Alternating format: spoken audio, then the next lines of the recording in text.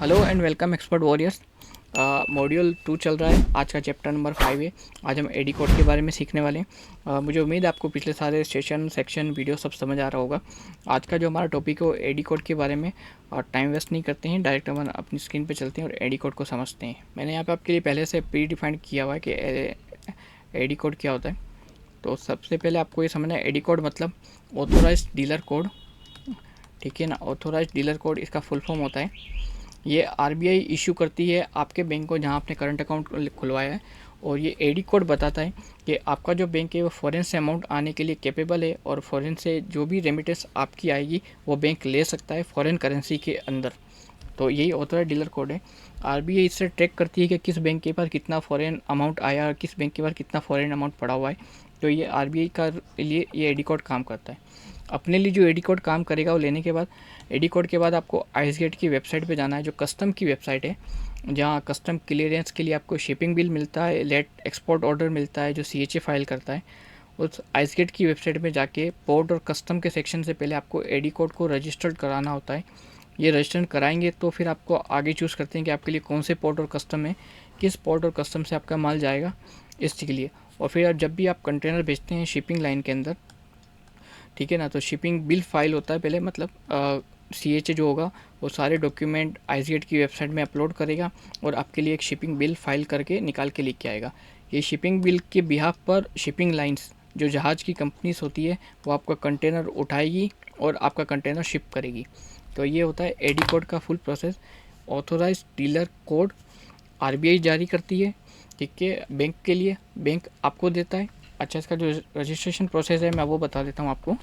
AD code registration, ठीक है ना।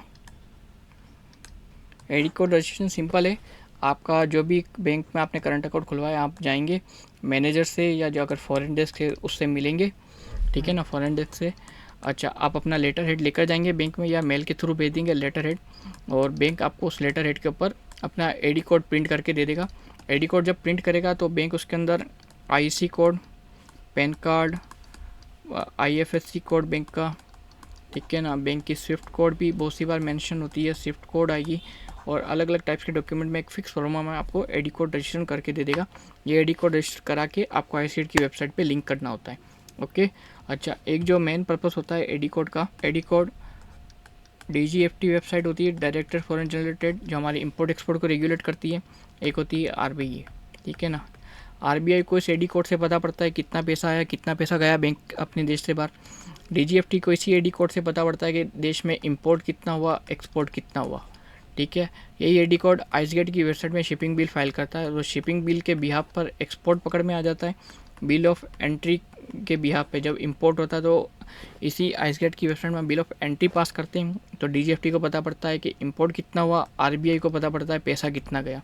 इस हिसाब से पूरा एडी कोड के थ्रू आप समझ सकते हैं कि हमारा इंपोर्ट एक्सपोर्ट रेगुलेट हो रहा है अलग अलग वेबसाइट के। प्रॉपर डिजिटलाइजेशन की वजह से सब चीज़ें आपस में एक दूसरे से लिंक है, तो लिंकिंग की वजह से सब चीज़ आसानी से पकड़ में आ सकती है।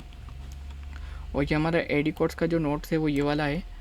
एडी कोड क्या होता है, custom clearance, reserve bank of India, इसको कैसे लेते हैं, बैंक क्या लेगी आपसे, आइसगेट की पोर्टल पे इसको रजिस्टर्ड कराना होता है। और कॉमन एरियर्स और ट्रिप्स टू अवॉइड देम, मैंने आप यहाँ पे लिख दिया है। रॉन्ग पोर्ट सेलेक्ट कर सकते हैं, ओल्ड आईएफएससी यूज़ करती है bank, in eligible documents upload होते हैं, नेम की मिसमैच होती है। आप जब भी बैंक से आईसी कोड आपका एडी कोड का लेटर आ जाए, आप अपने सारे डॉक्यूमेंट से सब चीज़ें एक बार मैच कर लें। अगर प्रॉपर मैच हो चुका हो तो फिर आप आइसगेट की वेबसाइट पे इसको फॉलोअप करके डाल दें, और फिर अपना एक जो एडी कोड का रजिस्ट्रेशन है वो कंप्लीट करा लें। तो ये ऑल अबाउट एडी कोड के बारे में था आज का वीडियो। बिल्कुल सरल सिंपल, इतना इशू नहीं है। और अगर कुछ नहीं समझ में आता है तो आप मुझे वापस कम्युनिटी सेक्शन में आकर पूछ सकते हैं। Thank you.